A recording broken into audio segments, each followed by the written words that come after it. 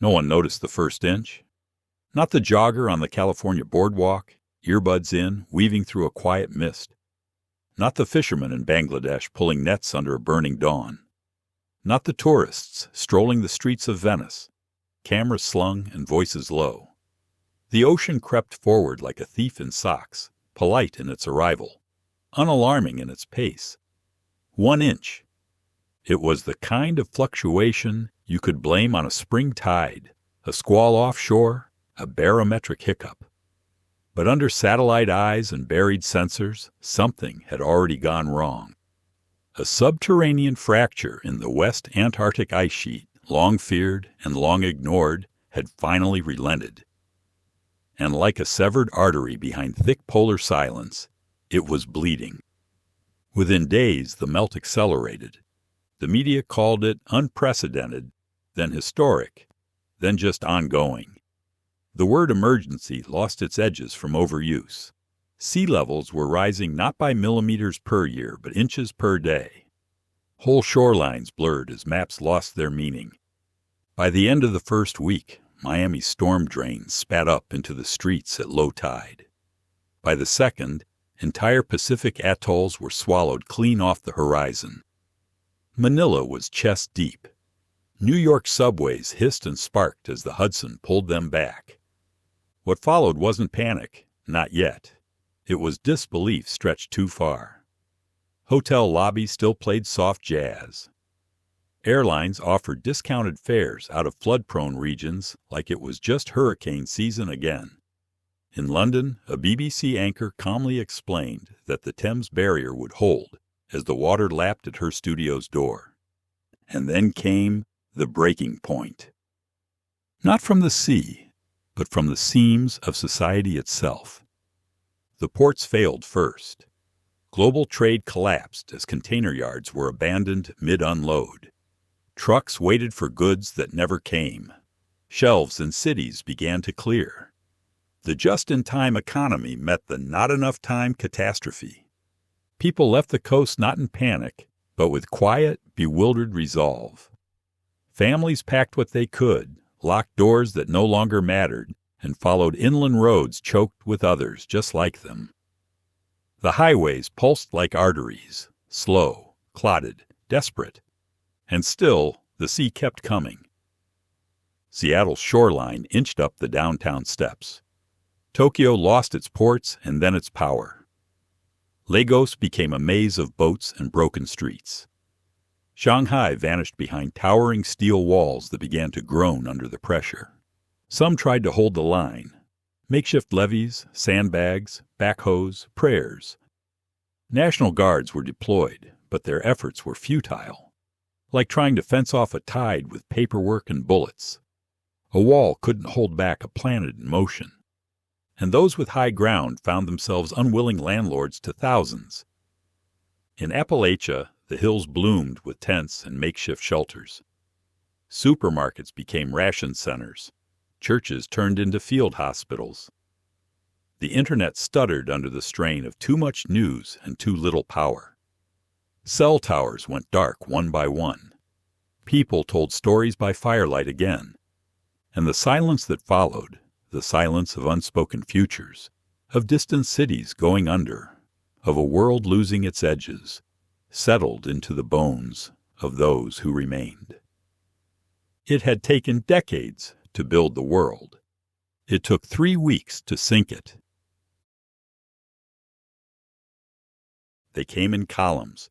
Waves of people, not oceanic, but human, rolled across the interior, following rivers upstream, roads westward, and rail lines that hadn't seen foot traffic in 50 years.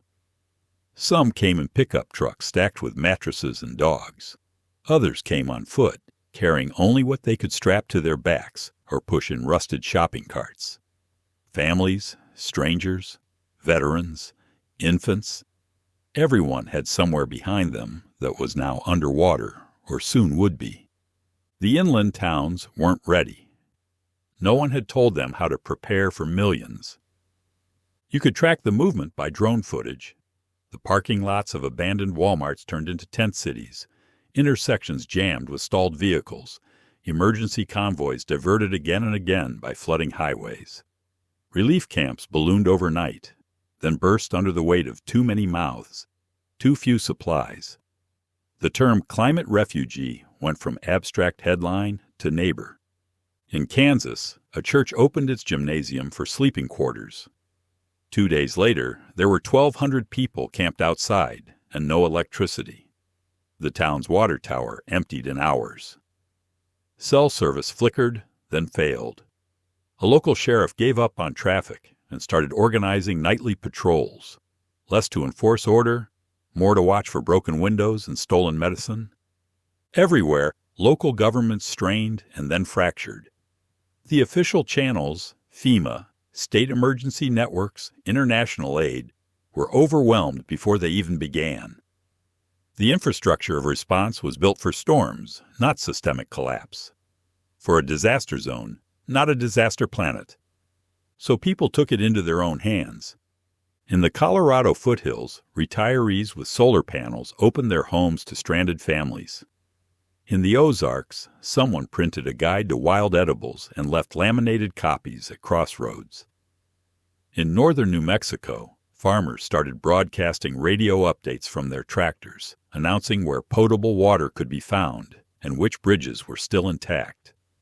A patchwork of civility stitched itself together, but always fraying at the edges. And all the while, the sea continued its advance. Not as a single wave, but as a constant pressure, a kind of planetary exhale. The Mississippi ran backward some days. Salt water surged upriver, pushing inland until entire freshwater systems turned brackish. The Gulf reached Baton Rouge. The Atlantic clawed its way past Richmond. Baltimore's harbor became its downtown. The line between coast and continent disappeared. The weather, too, began to turn. Humidity thicker, storms angrier, the air itself heavy with some invisible reckoning. And then came the questions, the quiet, bitter ones. Why didn't anyone warn us? But of course, someone had. Scientists, for decades. But their charts had been met with polite applause, their graphs with polite indifference. Climate models had projected this rise over centuries, not weeks. Even the worst-case scenarios hadn't imagined a collapse this fast. Some blamed underground methane bursts. Others said a massive shift in ocean currents had unzipped the Greenland ice faster than expected. Still others whispered about military weather experiments gone rogue. But the sea didn't care for explanations. It just kept coming. Inland towns became border zones, not between countries, but between livable futures and the drowned past. Town councils became triage boards. Landowners fenced off their acres. New languages began to form, hybrids of bureaucracy and survival. Red zones, buffer lines, saturation paths, relocation priority tiers. Every mountain, mesa, and ridge became precious. And through it all, people clung to whatever fragments of normalcy remained. A radio station in Montana played jazz from a bunker. Kids traded hand-drawn Pokemon cards at a makeshift school in a hay barn. Someone printed a newspaper in central Idaho with a portable press powered by a stationary bike. Its headline that week, "The Sea Has Reached St. Louis." That night it snowed in August. Not the kind of snow that covers, just a haze of white ash from distant fires. The forests were burning. The rivers were swelling. The climate had broken open like a chest wound, and the world was bleeding from multiple places at once. And still they came. The displaced, the soaked, the hopeful, the desperate. They walked through valleys where the sea was coming like breath down the neck of time, and they asked each other quietly now, where do we go when the center is gone? It began with rooftops. People settled on them first in the early days of retreat, climbing to higher floors and drowned apartment blocks, stringing tarps between satellite dishes, trying to wait it out as if the flood might drain away like a bad dream. But it didn't. The water stayed. It thickened and darkened and moved in slow surges through the ribs of once great cities. Eventually, those rooftops emptied for good.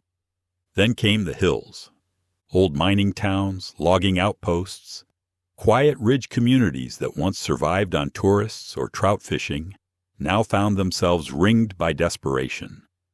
The mountains, once symbols of isolation, became fortresses, places where the roads narrowed, the ground sloped upward, and the water couldn't yet follow.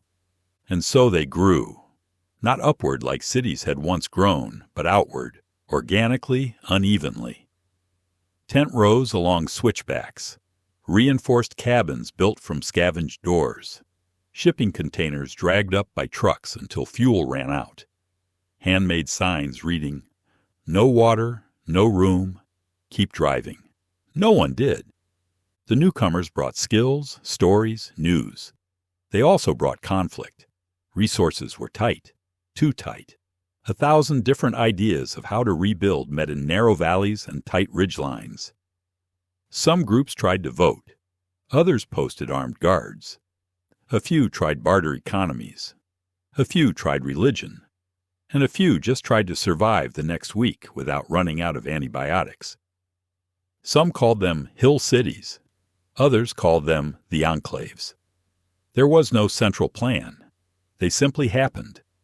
The world had flooded, and the hills had remained. So people clung to the elevation like barnacles on a shipwreck. Water had become currency. Rain barrels were guarded like safes. Creeks were tested with strips of pH paper. Filtration tablets were traded for fuel, fuel for food, food for bullets. Garden plots sprang up between trailer parks. Entire towns learned to live by candlelight again, then by battery, then by sun. The ones who'd made it up early built faster. Their buildings were sturdier, their power more stable. They had time to set up aquaponic systems, small windmills, microgrids. Some enclaves ran on ancient diesel generators. Others used scavenged solar panels, wired together by teenagers who used to be in robotics clubs. In one mountain pass, a radio engineer built a station from scratch. It became the voice of a region. Every morning she broadcast weather updates, road conditions, and the names of those who hadn't made it. There were politics too, though no one called it that. There were votes in some towns, tribal councils in others. Leadership wasn't about charisma anymore. It was about who could find supplies, organize water crews, and manage tempers when rations ran thin. There were disagreements. Some enclaves blocked newcomers. Others welcomed everyone, then fractured from within. One hillside settlement in Utah split after a disagreement over who controlled the only working well. That night, gunshots echoed through the canyon. And yet, in between the tension, there were moments. A child's birthday celebrated with pine cones stacked like a cake. A string of fairy lights powered by a salvaged car battery. A guitar solo drifting over a ravine at sunset. People remembered how to speak without phones, how to make bread without yeast, how to make peace sometimes when peace felt impossible. And they listened, to radios, to rumors, to old men with shortwave sets who claimed to hear voices from across the flooded plains. Someone said Denver was still dry, but full. Others said it had closed its borders. Someone swore that drones were still flying overhead from a government no one had seen in weeks. Someone else claimed to have seen a submarine drifting up the Mississippi like a ghost. But mostly they listened to the rain. It came more often now, harder, fatter drops, unseasonal storms that rolled in without warning, like the planet had forgotten its own rhythms. A farmer in northern Oregon said it was like the sky had new lungs. He built drainage ditches along the mountainside, but they failed. So he built again, higher. Every hill city had a lookout, a person or a post, whose job was to keep watch for the next wave of arrivals, the next storm surge, the next fire crawling up the forest slope. It was no longer about saving the world. The world had changed shape. It was now about holding ground. The maps no longer matched the world. Where there had once been lines, coastlines, county borders, train routes, there were only ripples. The old boundaries were gone, blurred by salt water and time, but people still carried them in their minds like muscle memory. They spoke of cities as if they still stood. They gave directions to places that no longer existed. Even the names stuck like ghosts. We came up from Savannah, someone would say, even though Savannah was 50 feet underwater and the highways had collapsed outside Macon. People remembered things that no longer mattered. They talked about offices they used to work in, long since flooded, baseball teams, college mascots, insurance policies, fast food chains, apps that hadn't updated since the towers failed. For a while, you could hear people trying to cling to the rituals of before. Some still wore ties. Some shaved daily, carried briefcases full of documents that were now meaningless. It was a kind of denial, but also a kind of grief. It was around this time that the fracture of memory truly began, not just of geography, but of shared understanding. Everyone had lived through the same event, yet no one experienced it the same way. Some remembered the panic, others the silence. Some remembered the broadcasts. Others swore there were none. Even the start date of the collapse became contested. People argued in line at ration centers. It started in April. No, it was March. I remember because... And then quietly, memories of the before stopped coming up at all. The new conversations were different, practical, rooted in this new earth. How to find unspoiled grain. How to tell if a battery still holds charge by its weight.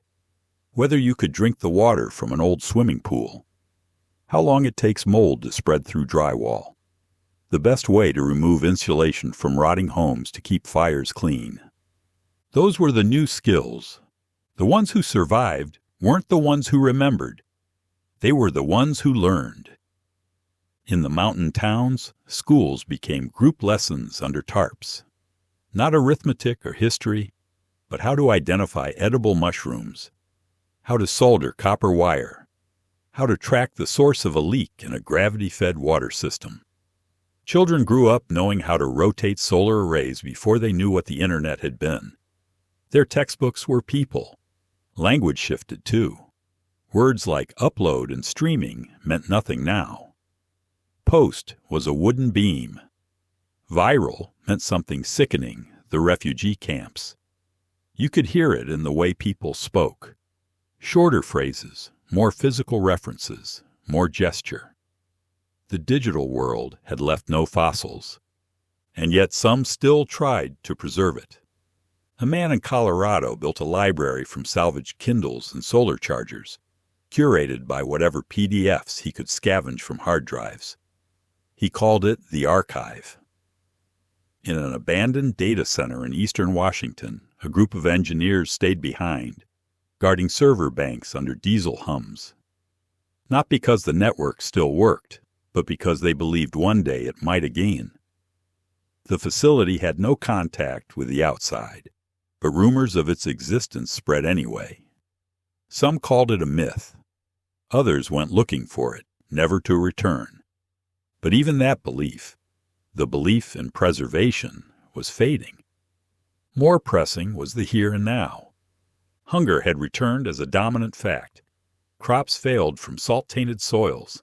Supply chains were gone. There were still canned goods in basements, but fewer every week. Fuel was precious. Fuel thefts led to firefights. In some places, trade federations formed. In others, protection rackets. The ethics of before gave way to ethics of proximity. Who are you near? Who do you trust? What do they need? What do they have? Cities, real ones, tried to hold on. Denver, Calgary, Asheville. These became refugees of the organized, but also pressure cookers. Each had their own internal fractures. Power wasn't just electrical, it was psychological. Mayors became emergency managers. Hospitals became triage zones. Utilities rationed by color-coded households. The tension between order and liberty sharpened. You could feel it in the checkpoints, see it in the lines. Some enclaves outside city limits called these urban zones fortresses. Some resented them. Some tried to get in and never returned. And always the sea rose. Slower now, maybe an inch a week, maybe less. But the damage was done. It wasn't the pace that mattered anymore. It was the saturation. The groundwater salinized. Crops wilted. Infrastructure cracked from foundation rot. Bridges shifted and slumped. Floodplains that had once protected cities now protected nothing. The soil itself began to forget how to hold a building. The memory of normalcy, true, suburban, plugged-in, fast-food normalcy, fractured in people's minds until even the ones who had lived it began to question whether it had ever really been that stable to begin with. And in its place, a new normal was born. Not glamorous, not futuristic, not even defiant, just resourceful, quiet, skeptical of anything more than a day ahead. People didn't rebuild, they adapted, and somewhere in the haze of campfire smoke and waterlogged maps, a different kind of civilization began to take root. Shallow, mobile, mistrustful, but enduring, because endurance, not memory, was now the only future that mattered. There would be no great rebuild, no grand return, no televised ceremony to mark the end. The world had simply changed, and stayed that way. And in its wake came something else. Not a dystopia exactly, not a utopia either. Just a version of life where the oceans had claimed their new borders and humanity had retreated to higher ground, smaller hopes, and shorter plans. It wasn't about progress anymore. It was about persistence. The future had become shallow, by necessity.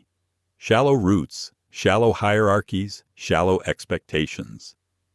The old deep systems of global supply and long-range governance had collapsed under their own complexity. What remained was thinner, closer, and far more cautious. A man in eastern Oregon ran a food co-op with no money, just labor exchange and leftover fuel. A woman in northern Arizona printed daily bulletins on hand-cranked presses, detailing rainfall, trade routes, and known bandit movements. Kids learned to wire small circuits and repair radios, not for nostalgia, but because the ability to make a signal travel a few miles was now a form of power. And everyone kept their eyes on the horizon, because the sea wasn't finished. It moved more slowly now, like a predator that had already eaten but still stalked from habit. Old naval bases disappeared, salt lines crept higher on abandoned buildings. Entire forests died off near coasts as brackish water soaked their roots. But the people who remained inland stopped treating it as news. It was just the condition of the world now, like wind or time. They spoke of the coasts in past tense, the same way ancient people once spoke of lost cities and sunken temples. No one referred to the Atlantic or Pacific anymore. They were simply called the water. The cultural weight shifted with the geography. The centers of influence, once New York, London, Shanghai, were now ghost zones, spoken of like Pompeii or Atlantis. In their place rose hubs built on elevation and improvisation. Boise, Missoula, Flagstaff, Santa Fe, and 100 nameless enclaves too remote to appear on any map. These weren't cities in the traditional sense. They were clusters of gravity, where people, resources, and working infrastructure happened to align. Democracy in these zones still flickered, but dimly. Town meetings replaced senates. Decisions were made with fewer voices, but more urgency. There was no time for ideology, no energy for long arguments. Consensus meant survival. And the governments of before? Some still broadcast. Somewhere, a remnant federal channel looped pre-recorded instructions. In the Capitol ruins of D.C., a solar-powered loudspeaker repeated evacuation notices for neighborhoods that had long since become coral beds. In Canada, the National Archive had moved to the Yukon. In Europe, satellites blinked with emergency pulses. But no ground teams responded. The machines were still working. The humans were not. Most people stopped listening. They had learned that the rescue wasn't coming.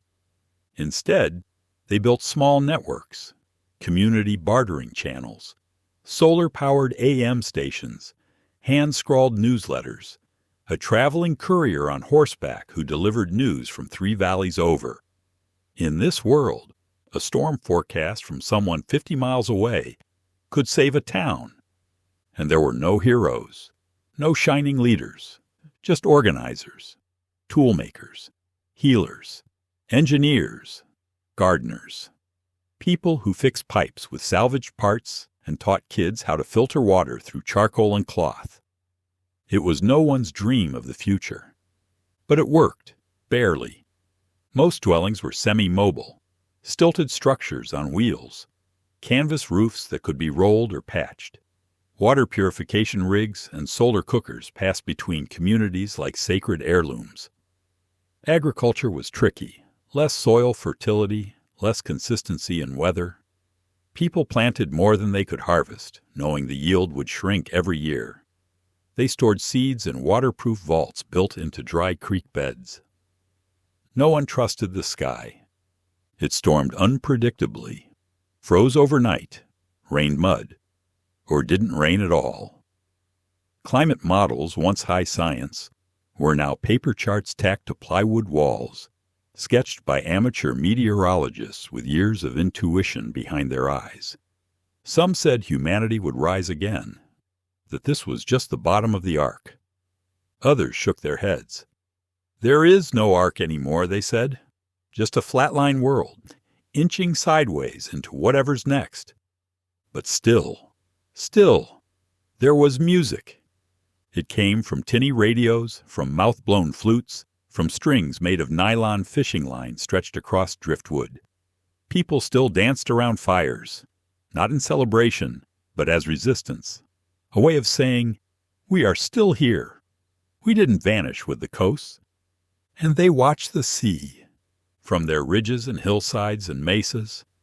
They watched it glint under clouded skies. They watched it lap against distant trees. They marked its progress in inches, in memories, in silence. And they knew something the old world had forgotten. The sea doesn't ask permission. It doesn't negotiate it. It doesn't care what you believed it was capable of. It just comes. And this time, it came too fast.